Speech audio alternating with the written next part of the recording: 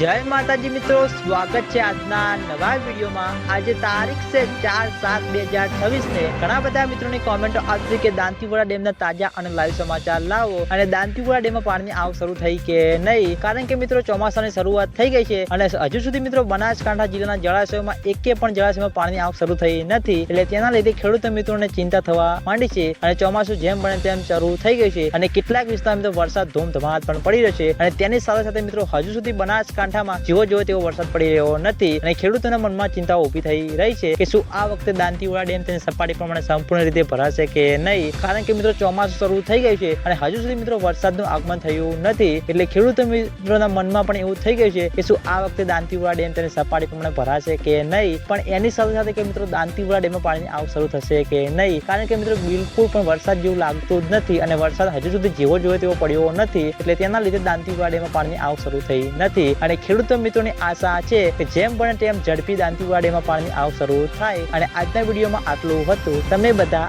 અમારી ચેનલ ઉપર નવા હોય તો વિડીયોને લાઈક કરી દેજો, કોમેન્ટ કરી દેજો અને ચેનલને સબસ્ક્રાઇબ પણ કરી દેજો। તો મિત્રો જય માતાજી।